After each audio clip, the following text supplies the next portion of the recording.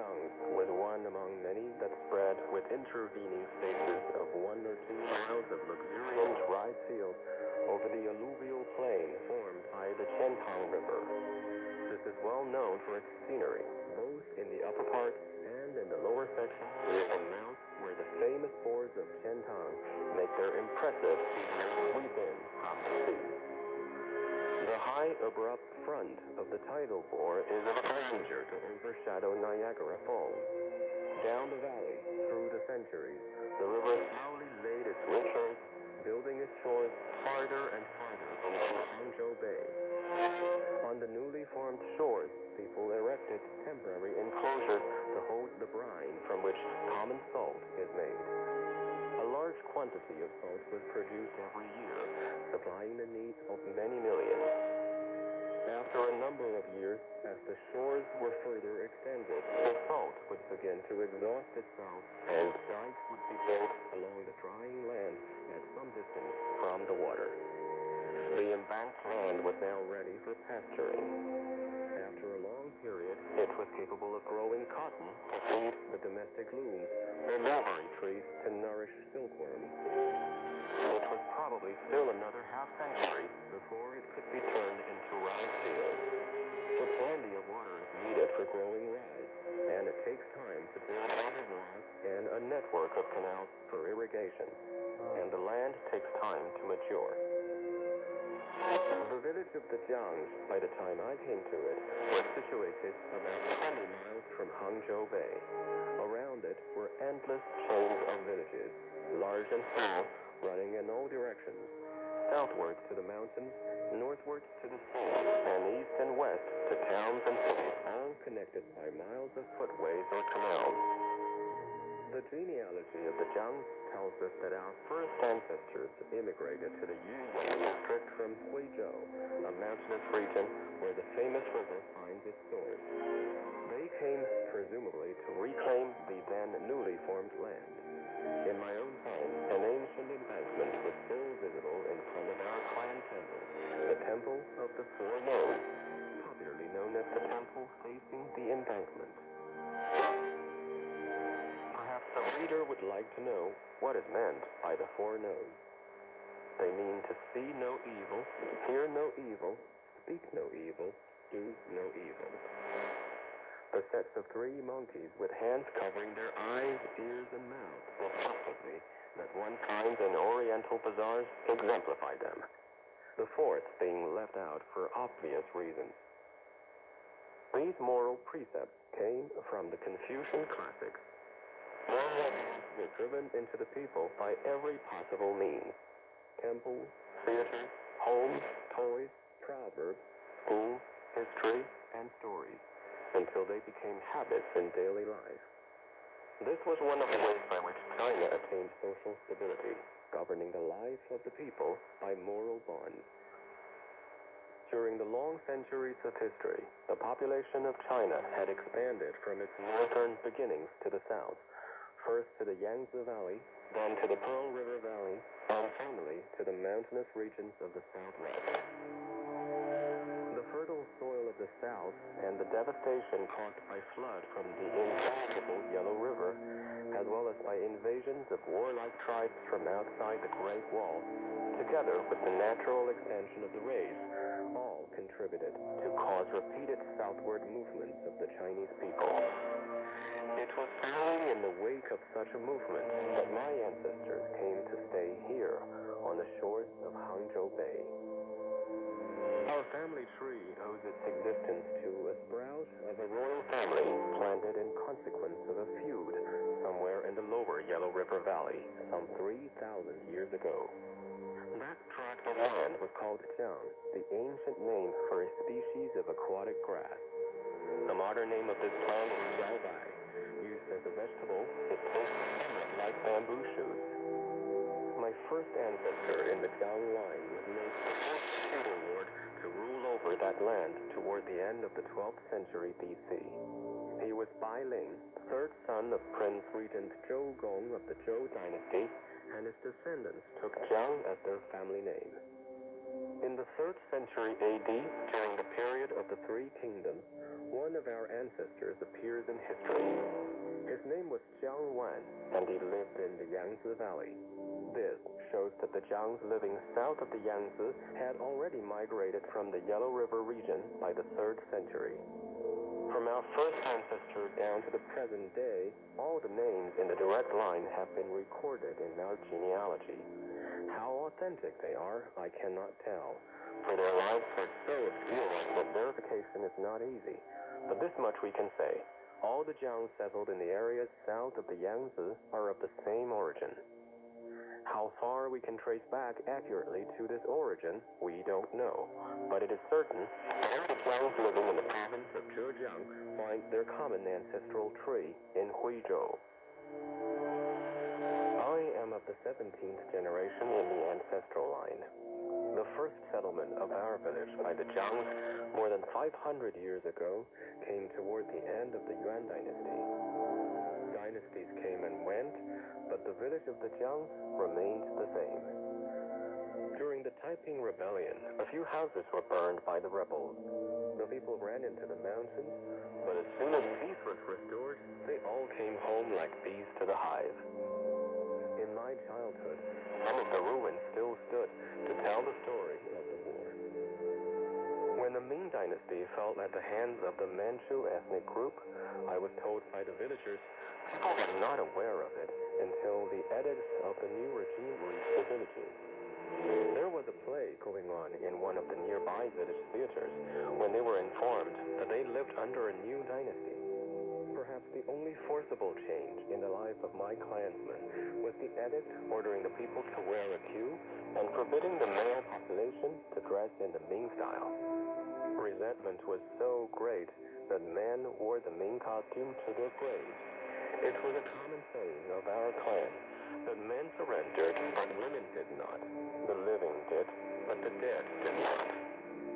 The practice persisted in some cases until the downfall of the Qing dynasty in 1911, when the Republic was established, a period of 2 centuries and a half. Our village consisted of only 60 households, with a population of about 300. It was one of the smallest among many villages, surrounded by a canal on 3 sides. On the south side, a footway paved with granite slabs ran along it, leading across ledges to neighboring villages and towns. The canal was but part of a network connecting with large rivers, which in turn led to such far-flung cities as Hangzhou, Suzhou, and Shanghai. Although the village was small, it commanded easy communication by both land and water. Bridges spanned the canal, and weeping willows grew luxuriantly on the bank. Fish, shrimps, eels, and turtles were abundant. Here and there, one would find anglers taking their ease in the shade of the willows. Oxen could be seen walking in leisurely fashion round the water wheels to propel the chain of pedals which brought fresh water through a long trough to the field. Miles of wheat fields in the spring and rice fields in summer gave one the feeling of living in the land of perpetual verdure. Swallows shuttled back and forth in the blue sky above a sea of rippling green, while eagles floated high above, circling around the village in search of little chicks. Such was the background of my childhood and the environment of my clansmen. They lived there for more than 5 centuries with little change in life. Nature was kind to them. The land was fertile. Floods and droughts were not frequent. Rebellions or wars in the country at large did not disturb them more than once or twice during their long centuries. They lived in peace and contentment in a world by themselves, with little distinction between the very rich and the very poor. Sufficient rice, cotton, silk, fish, meat, bamboo shoots, and vegetables kept the people warm and well fed.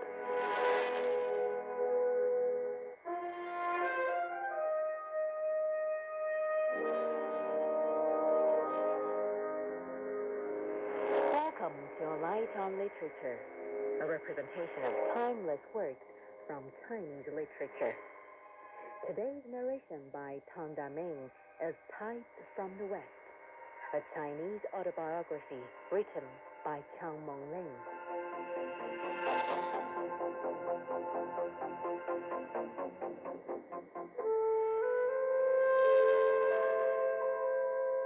Morals, beliefs, and customs remained unchanged in Chinese villages through centuries of dynastic changes, in peace or war. For the villagers, the world was good enough, and no improvement was needed. Life alone was unstable, but consolation could be found in the transmigration of the soul.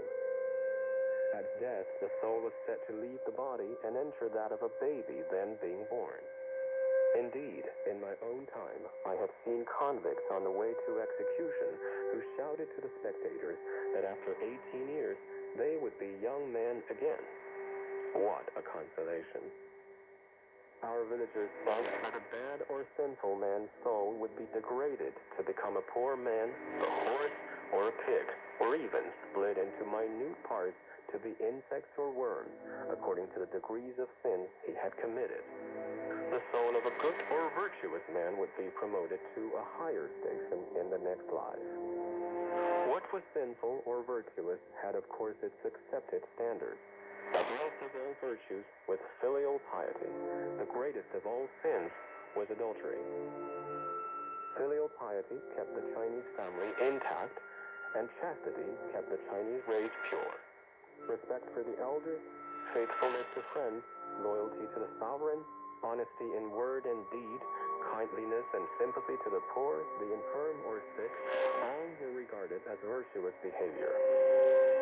Usury, treachery, lying, cheating, and the like were among sinful acts. Denunciation of a person whose conduct one disapproved often took the form of telling him that he would become a dog or a pig in his next life. In business dealings, verbal promises were as good as gold. On the whole, people were honest and trustworthy. Any person found to cheat would be surely tabooed by the whole community. Marriages were not the business of the parties concerned. The parents of both parties made the match. As a rule, men married at 20 and women at 18. The men usually remarried if their wives died, while women of well-to-do families generally remained widows if they survived their husbands. These unfortunates were regarded as most fortunate. Imperial posthumous honors were conferred upon them. The local government of the village was a fully self-governing body without outside interference. It was a government by elders of the clan with the ancestral hall as its seat. Elders did not mean elderly men.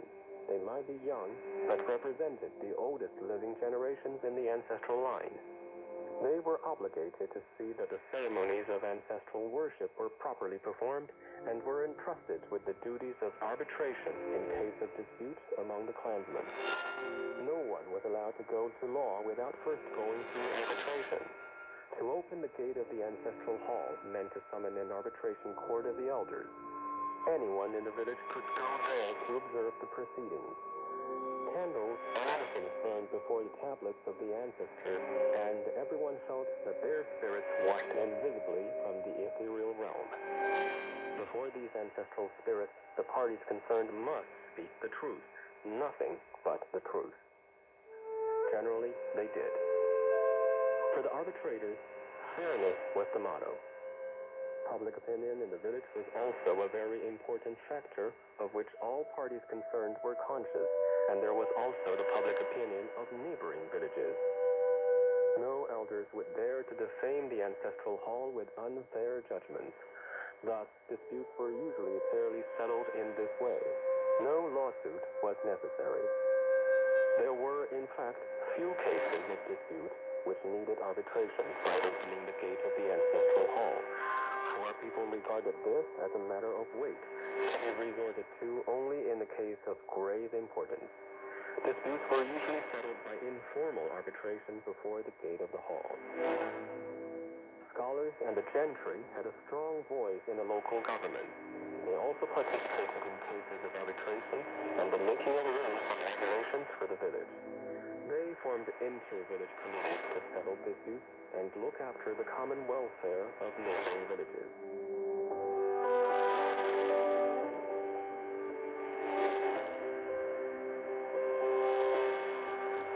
That was with part 1 of the second chapter of the book, Tides from the West, a Chinese autobiography written by Chao Mengling, read by Tang Da-ming, and published by the Foreign Language Teaching and Research Press. Some names and terminologies in this book have been updated for contemporary usage. Join us again next time on A Light on Literature for part 4 of the second chapter of the book. If you have missed anything, please check out China Plus audiobooks on our website at chinaplus.cri.cn/podcast. You can also find the audiobook on Apple Podcasts by searching for Tides from the West. See you next time.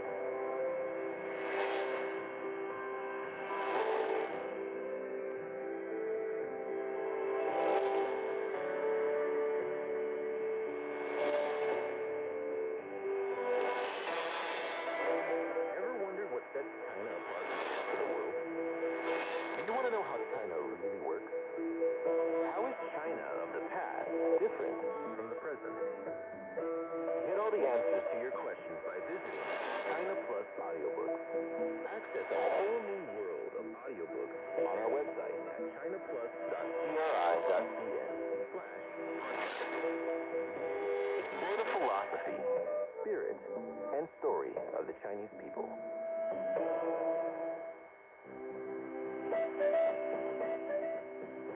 我要学汉语。I want to learn Chinese. It can be fun. 欢乐汉语 Chinese Studio. Welcome to Chinese Studio. I'm Cam. And 我是亚学。 Cam, we've been talking about food and restaurants, and we've learned how to order many dishes. Yeah, I'm getting better at that, but sometimes I need to call the waitress or waiter over to my table.